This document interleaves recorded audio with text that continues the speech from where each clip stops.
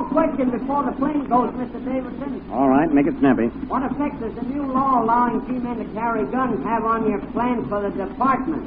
The aim of the Federal Bureau of Investigation has been, will continue to be, protection of the United States from enemies, foreign and within, especially the public enemies within our borders. Every member of the department will now have a gun in his hand to back up the law, at the same time protect his own life. We intend to show the gangsters their game is up, and we won't stop until we've wiped out every yellow rat and the holes in which they hide. Ready to take off, Mr. Davidson? Coming. Excuse me, gentlemen, please.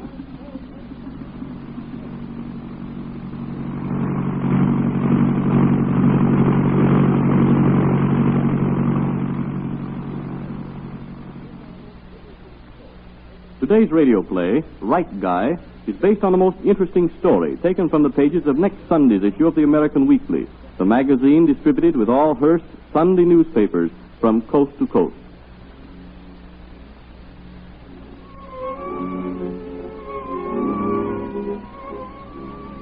Having a good time, Mr. Davidson? Oh, great, thanks, Mr. Hamilton. You certainly are throwing a nice party. Oh, thank you. I'm glad you're enjoying yourself. Nice of you to let me in on it. Any friend of Justice O'Donnell is a friend of mine, and my home is open to it. Well, thanks for the compliment. Yeah, you have a gorgeous mansion here, Mr. Hamilton. Well, I've been pretty careful in the selection of my furnishing. Same as I am about my friends and acquaintances. And they're all genuine. That's a Ming vase, isn't it? Yes, a favorite of mine. Oh, indeed? I don't suppose you like to talk shop when you're on a vacation, Mr. Davidson. No, hardly. But I can't help bringing up the subject and telling you how much I admire your statement that appeared in the paper a day or so ago. Oh, you like it, eh? Very much. Good, straight from the shoulder stuff. Well, there are some people who won't like it. The yellow rats you spoke of, eh? Yes. Oh, I'm sure they're slinking back into their holes, trying to keep out of the way of your G-men. Well, it won't do them any good, Hamilton. The department is out to get every one of them, behind bars or under 6 feet of earth. I'm glad I'm a Wall Street man and not a public enemy. Excuse me, Mr. Hamilton. Yes, Hawkins? Some friends have arrived and wish to see you at the side door. Oh, very well, Hawkins. Excuse me, Mr. Davidson. Of Now course. make yourself right at home. I'll only be a minute or two. That's quite all right, Mr. Hamilton. Take your time. Everything okay? Like a charm, boss. Where's the victim? They got the mark at the side door. The boys Watch say it. There's too many on the Erie. Okay, boss. I'm shut. Shall I let the boys in? Close that door first. All right, let him in. Here he is, boss. What have you done to him, Lefty? You didn't... Don't get excited, boss. We only give him a headache. What'd you do with the caddy? Drove right into the hot car farm and left it to be doctored up. Changed there to this BI. Not the same Buick that you used in the First National job. Used to be, but it's had its face lifted. Good. You weren't followed. Nobody got suspicious. Oh, how could they get hinky? When this guy stepped out of the hotel, our finger man gave us the high sign. We got the drop on him, pulled him into the caddy, give him a headache, and here we are. Nice going, Lefty. Bring him in here. Take it easy. It was a slick job, boss, and we're in the clear. Boy, we ought to grab off $100,000 for this body snatching. Now, let's get him into the quiet ward before we start figuring the returns. In here, boys. Give me the crank, Hawkins. That's it.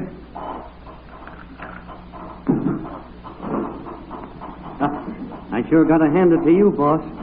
Nobody could get Hinksy to this crouch room in a million years. It cost me plenty to have it built. Right, guys, come high, Lefty, but it's been worth it. Why, no noise can even get upstairs.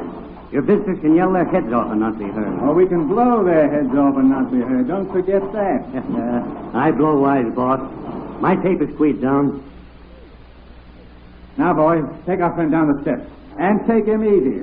He's worth more alive until we get the ransom. Leave him to us, boss. There's all there. Say, boss, I think we've got to get rid of McGonigal. Why? I think he's turning copper-hearted. We had to hold a pencil over him to make him drive for us tonight. Oh, the wrong guy, eh? Yeah. Well, you see that he gets lost. Okay. Pick up a new driver, the right guy this time. Check. Okay, boss. We got him put away. Turn it, Frank. Now, remember, boys, in the ransom note, I'm to be named as a go-between. Okay. Then I'll collect the money and pay it over to myself. Mm-hmm. Well, I'm going to get back to my guests, especially Mr. Wiley Davis. What? The head G-man? That, too, the head G-man.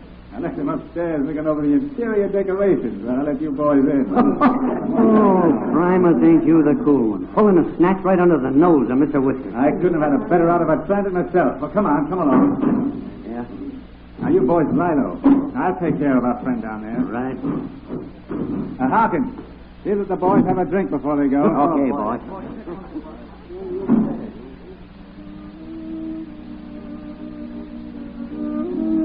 Sorry, we have to left you so long, Mr. Davidson. Oh, that's quite all right. Your sister here has been entertaining you. Well, I've been trying to. I guess Laura can do that. She's the educated one in the family. Just come back from finishing school. Yeah, so she tells me.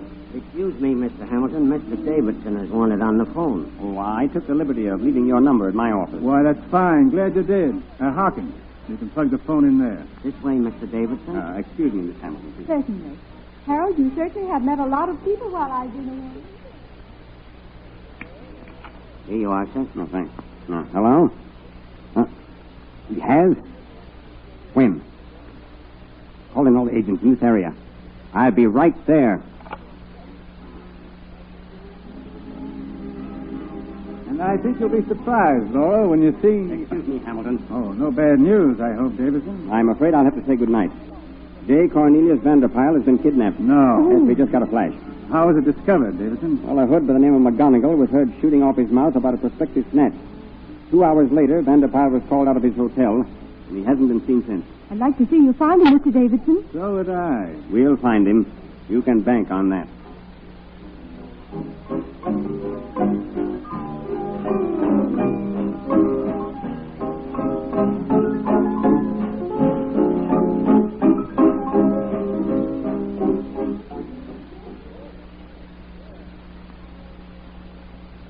So you'd better go up to Pleasure Bay, sis. I'll join you as soon as I can. Oh, you busy businessman. Honestly, Harold, why do you bother with business at all? You've got lots of money. I know, but I spend lots, too. Now, you just stop fretting. Martin will drive you up to Pleasant Bay this afternoon. I ought to be able to clean things up and be up there on the weekend. All right, dear. Tell me, couldn't you spare Martin this week? Oh, getting interested in my handsome chauffeur, are you? Well, he's pretty nice. Yeah, he's the right guy, all right. A right guy? Slang for someone you can trust. Oh, He isn't the same kind of man McGonigal was. I'm so glad you discharged him. What was it Mr. Davidson called him? A hood? Yes, he was what they call a wrong guy. Beg pardon, sir.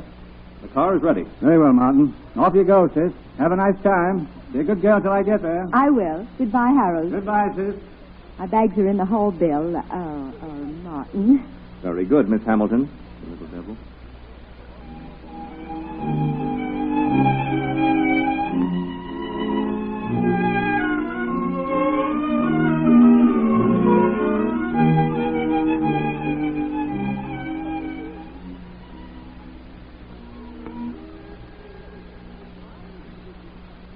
Are you sure, Martin? Yes, sir.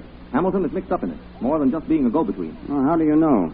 Those hoods coming to see him may be just fronting for the kidnappers. I don't think so, sir. They seem to know each other too well for that. And Monday, he had me drive Laura up... Huh?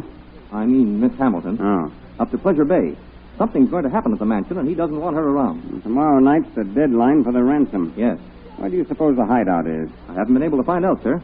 I'd like to have a good look over that house after what I found today. Yes, what did you find? Well, I had to wait for orders this morning while Hamilton was called to the phone. I sat down in one of the armchairs near the door. As I put my hand on the upholstered arm, I felt a lump.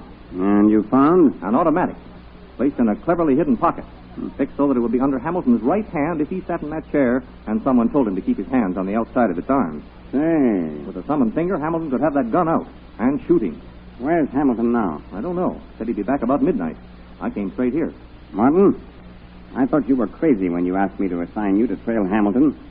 You seem to be on a hot trail. I'll drop over tonight at 9 o'clock. We'll take a look around.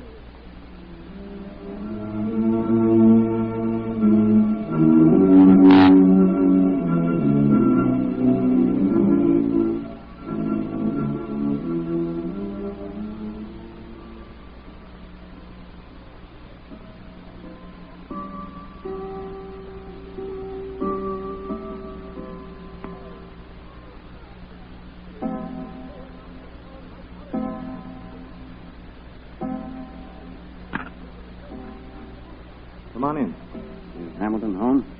Not yet. I've got Harkins nicely tied up in the pantry. Oh. The other servants are out. Well, show me this trick armchair. Here it is. Right by the door. Well, what do you know about that?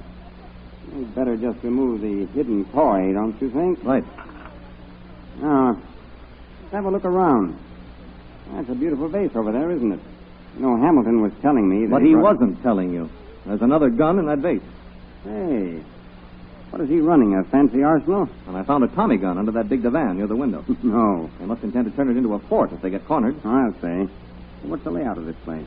Well, sir, every time Hamilton's had visitors, he's taken them downstairs. Yes, what's down there? Nothing that I can see but a furnace, some coal, and a few jars of preserves. Oh, don't tell me Hamilton and his friends sneaked down the cellar to go on a jam jag. Hardly. But I'm blessed if I can see the attraction. Well, let's go down and have a look together. Right. 2 heads are better than 1, they say. This way, sir.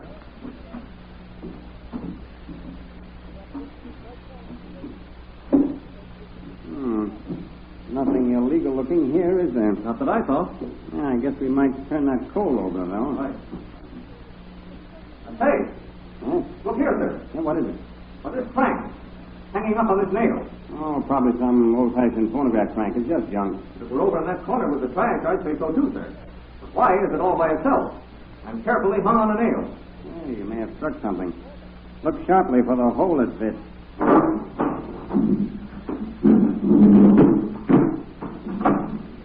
Find anything, Martin? No, sir. Do you? No. Not a sign. Wait. What? I found it. What, Tom? Look here. A hole in this post with scratches and grease marks. Turn the crank and see what happens. What's that noise? Look out, sir. The cellar floor is rising up. A hideout. Do you hear what I hear? Keep cranking. I look down the hole. What do you see? Martin, stop. Vanderpine. What? He's bound and gagged. I'm going down to bring him up. Take him up. Hamilton. Oh, you're a right guy. Well, this is your finish, right guy. Nice shooting, Mr. Davidson. He almost had me. Well, you got him all right. Lucky he didn't come over to the ladder and see me. Go telephone the office. I'll take care of Vanderpile. Okay, Mr. Davidson, I will. And there's somebody I've got to take care of, too. And right now.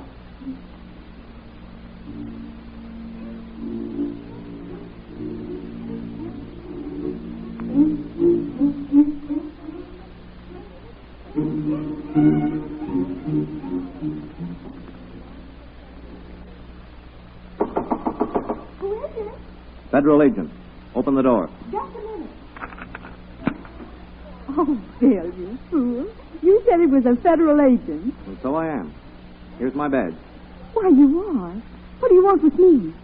I've got to take you with me, Laura, What for? for stealing a G-man's heart.